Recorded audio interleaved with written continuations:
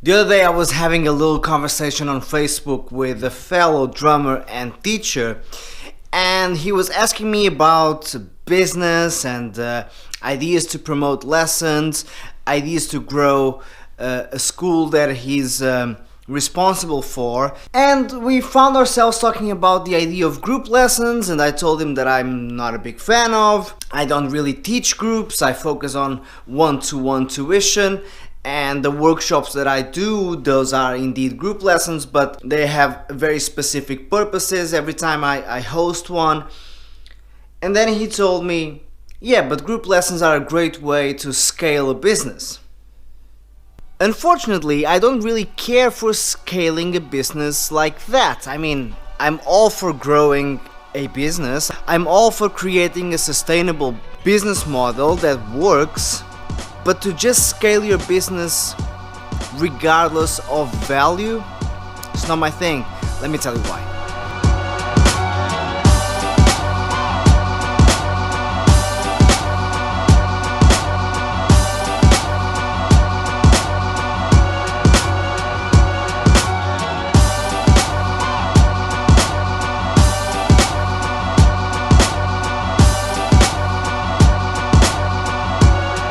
There are two ways to scale a business. One is you try to reach as much market as possible. So in a way you will just compromise on product, you'll try to find an average point of quality and value and price and all that satisfies most people.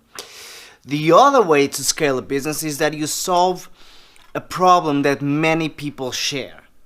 That's my thing. The way I scale businesses is fairly simple. I focus really hard on the quality of what I'm offering.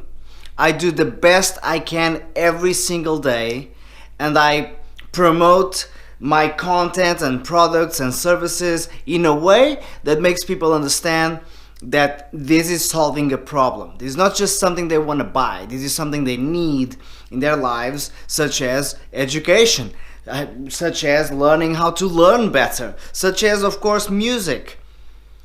That's how I promote my businesses. So I don't try to leverage off of pricing or, making things super accessible. I don't do that. I don't believe in scaling businesses like that. I don't believe in scaling businesses at the expense of quality. So why don't I do group lessons?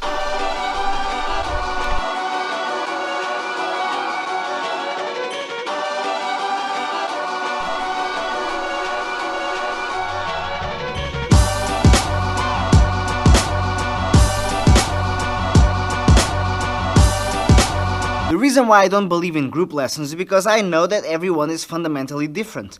And when I'm in a room with a student, a private student, I want to make sure that that student gets the most amount of value possible. So I can't be finding a common ground between 10 or 20 different students. So even when I'm teaching workshops, I always have to find a middle ground, and that's where I lay my teaching on. But again, I do that because the students who attend my workshops are, most of them, my private students. I know that I will follow up on that at their own pace, their own learning methods. And that's why I don't teach drumming to groups. Because if a student learns visually and another student learns sonically, we have a problem. Because now, which approach do I take? Do I take both approaches? Now we're gonna spend the whole lesson just on explaining and exercising in as many ways as possible. So scaling, when it comes to education, is dangerous.